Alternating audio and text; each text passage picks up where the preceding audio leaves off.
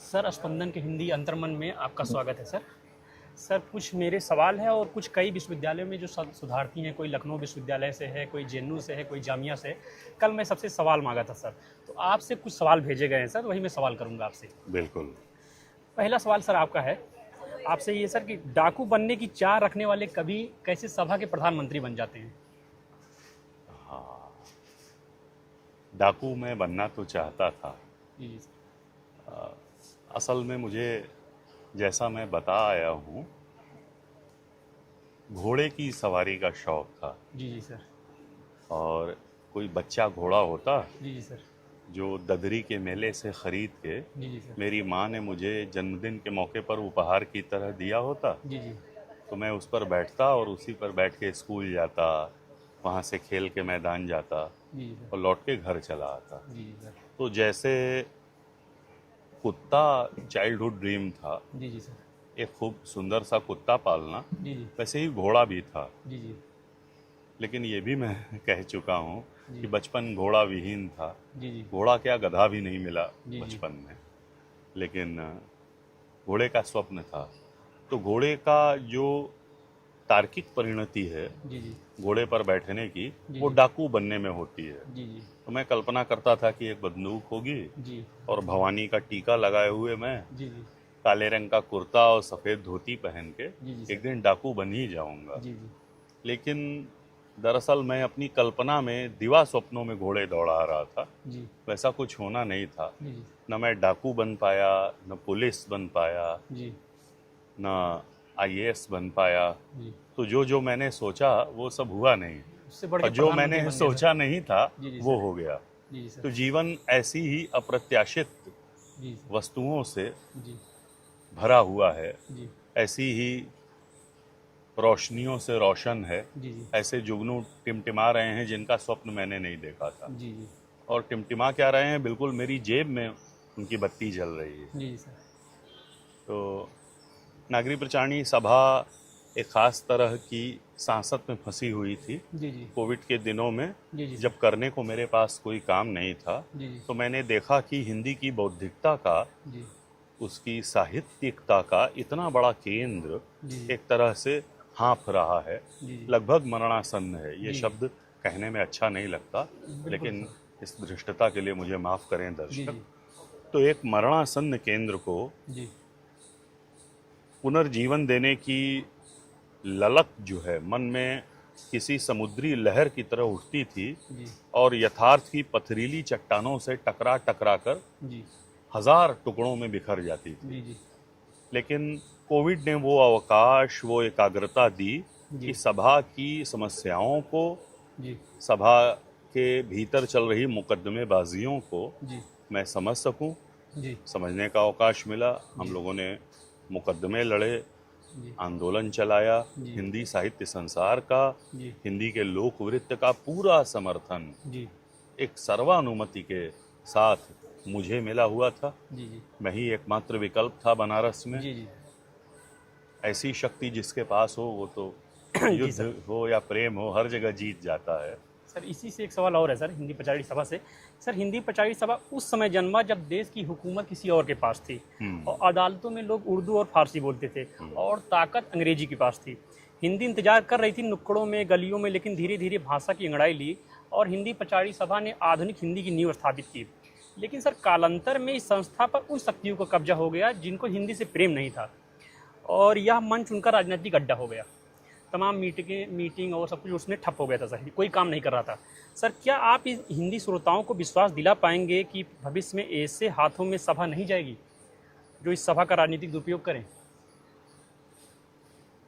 मेरे ख्याल से विश्वास दिलाने की कोई ज़रूरत है नहीं। जी जो हिंदी की युवतम पीढ़ी है, उसको मेरे ऊपर पहले से ही विश्वास है। जी। मैं इस मामले में तनिक आत्मविश्वस्त हूँ जी कि हिंदी की नागरिकता ने मुझे एक हिंदी के कवि के तौर पर, जी। एक गद्यकार के तौर पर, जी एक रंग निर्देशक, एक संस्कृति कर्मी के रूप में जी। भरपूर मान्यता दे रखी है। जी उसको मेरी नीयत पर, जी। मेरे काम करने की शैली पर पूरा यकीन है। जी और वो जानती है कि जहाँ पर व्योमेश हैं, जी। वहाँ संस्था का दुरुपयोग जी और अन्यथाकरण नहीं होने पाएगा। जी। बात सिर्फ नागरिक प्रचारणी सभा की नहीं है।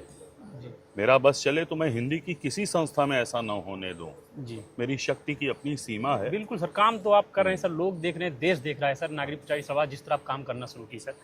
सर एक सवाल और है सर, सर तुलसीदास के रामचरितमानस का भी प्रकाशन यही नागरिक प्रचारणी सभा की सर, हाँ, पहली बार जो की। लेकिन सर बाजारों में जो उसका मूल माना जाता है, जो लोगों की दृष्टि है कि गीता प्रेस गोरखपुर की है, ऐसा स्रोत माना जाता है सर।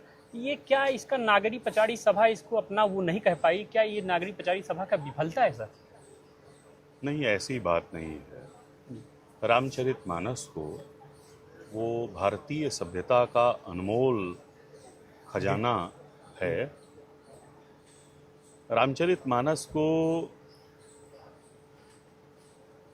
16वीं 17वीं शताब्दी में जी अपने प्रकाश में आने के बाद से ही जी जी लिखित शब्दों में प्रकाशित होने की जरूरत नहीं थी। जी वो भारत के जनमन के कंठ में बसा हुआ था, उसके अंतःकरण का, उसके शील का अविभाज्य अंग था। जी तो ये सवाल उठाना जी थोड़ा ज्यादा पश्चिमी बन जाना है जी जी कि रामचरितमानस पहली बार कब प्रकाशित हुआ। जी जी वो पहली बार कभी भी प्रकाशित हुआ हो, जी भगवान राम का मर्यादा पुरुषोत्तम चरित्र जो है जी भारतीय समाज के एक बहुत बड़े हिस्से का जी आदर्श था। जी गोस्वामी तुलसीदास जी द्वारा लिखे जाने के बाद से जी है और रहेगा। जी लेकिन जहाँ तक मानस के पहले प्रकाशन का सवाल है, उसका श्रेय भी नागरिक प्रचारणी सभा को मत दीजिए।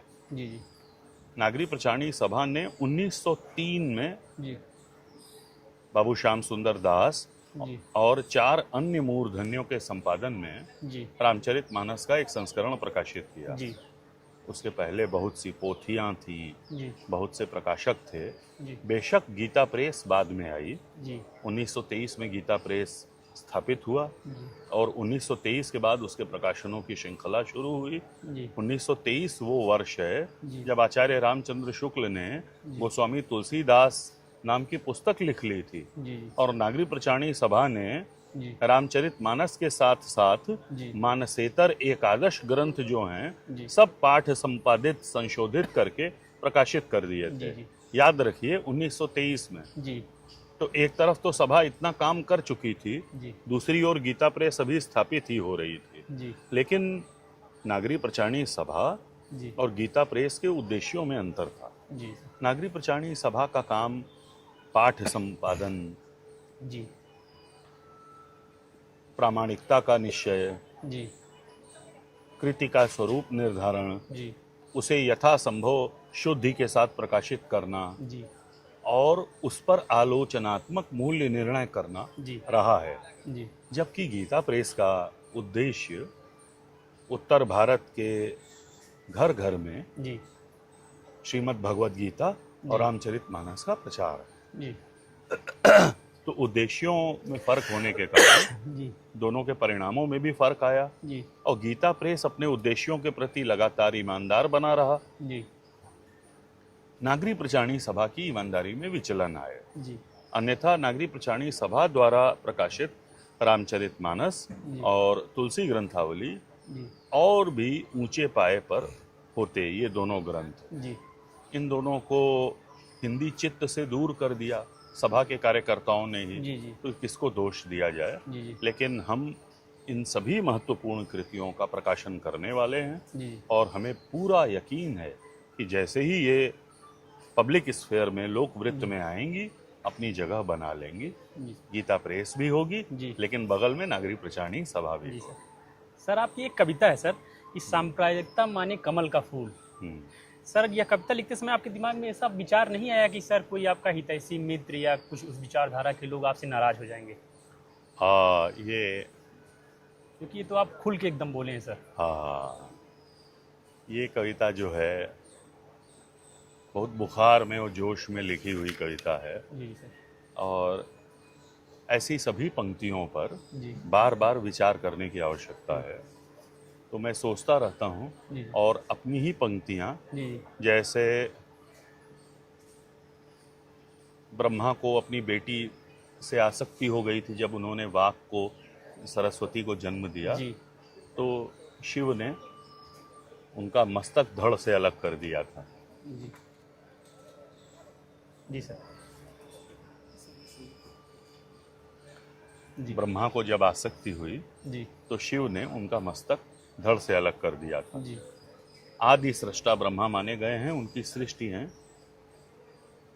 तो जी कहा यह गया है भारतीय परंपरा को, जी भारतीय परंपरा में, जी कि सृष्टा को सृष्टि पर अहंकार नहीं होना चाहिए, जी अपनी ही रचना पर। जी लेकिन ब्रह्मा मोहित हो गए जी तो शिव जी ने उनका वध कर दिया, जी उनका गला काट लिया। जी ब्रह्म हत्या लग गई शिव जी को, जी और वो भागने लगे वहां से। जी अब शिव आगे आगे जा रहे हैं, ब्रह्म हत्या उनके पीछे पीछे आ रही है। जी तो कविता की पंक्तियों के साथ कवि का वैसा ही रिश्ता होता है जी कि कवि आगे आगे चलता है, कविता पंक्तियां उसका पीछा करती जी हैं।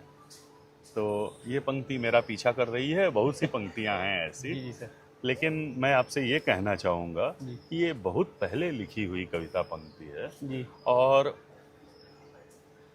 मेरा ये मानना है कि जो पॉलिटिकल कैडेट है किसी भी पार्टी का, जी उसके प्रति साहित्य के कार्यकर्ता के मन में जी पूरी इज्जत और श्रद्धा का भाव होना चाहिए। जी क्योंकि राजनीतिक जीवन में वो काम कर रहा है जैसे सांस्कृतिक जीवन में साहित्यिक कार्यकर्ता या सांस्कृतिक कार्यकर्ता कर रहा है, जी और वो किसी भी पार्टी का हो। जी तो मेरे विचारों में तनिक परिवर्तन हुआ है, जी और मैं इसको पूरी सच्चाई जी और पारदर्शिता के साथ स्वीकार भी कर रहा हूँ। जी सर। लेकिन पंक्ति तो पंक्ति है, जी और जो है सो है।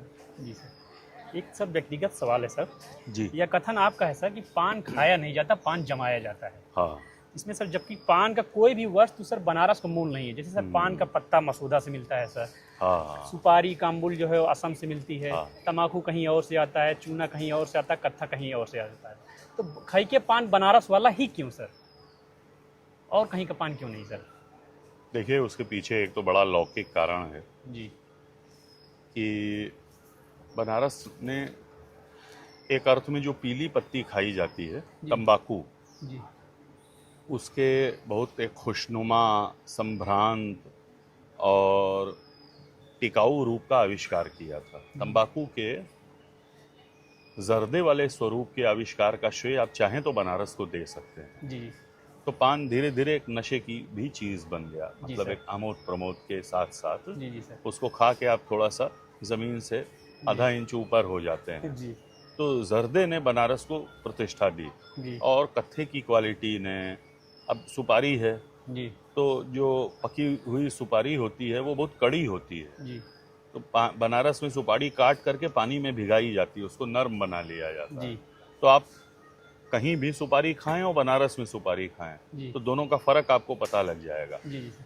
बनारस उसको अपने ही व्याकरण में जी मानो नहला धुला देता है सारी चीज़ों जी, को, जी। तो उनका स्वरूप बदल जाता है। जी। इस अर्थ में बनारस, असल में स्वाद बनारस के पानी में है, गंगा जी, जी तो पान में भी एक नया स्वाद पैदा हो जाता है। जी सर। आप सर शुद्ध बनारसी हैं, मैं आपसे बनारस ही सवाल करूंगा सर कि स्पंदन के इस मन से आप हिंदी श्रोताओं को सर ये बताएं, क्या मुझे अगर कुछ सीखना हो सर आपसे, तो मैं आपकी शैली सीखूंगा सर, आपकी बोलने की शैली और आपके शब्द, मैं उससे बहुत प्रभावित हूँ सर।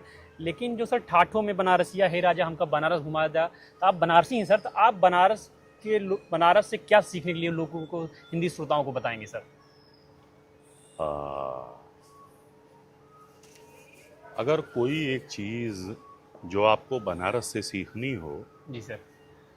तो आप ये सीखिए जी कि एक साथ कोई व्यक्ति जी कैसे पारंपरिक हो सकता है जी और साथ साथ आधुनिक भी हो सकता है। जी और इसके लिए मैं उदाहरण दूंगा भारतेंदु का। जी भारतेंदु जितने पारंपरिक हैं, परंपरा उन्हें जितने प्रिय है, जी उतनी ही उन्हें प्रिय आधुनिकता भी है। जी जी यानी एक तरफ वो रामलीलाओं का आयोजन करते हैं, जी रामलीला के लिए स्क्रीन प्ले लिखते हैं, जी ठाकुर जी का राग भोग करते हैं, जी और दूसरी ओर अंग्रेजी शिक्षा का समर्थन करते जी। हैं, नए नए कॉलेज खुलवाते हैं, जी स्त्रियों के लिए विद्यालय का प्रबंध करते हैं, जी विधवा विवाह का समर्थन करते हैं। जी तो बनारस एक ऐसी चीज़ का नाम है जी जहां आधुनिकता और परंपरा की दो नदियां आकर के एक में मिल जाती हैं। जी। जैसे गंगा वरुणा एक में मिल जाती हैं जी आदि के शव घाट पर, जी वैसे ही तो कोई ये सीखे जी कि परंपरा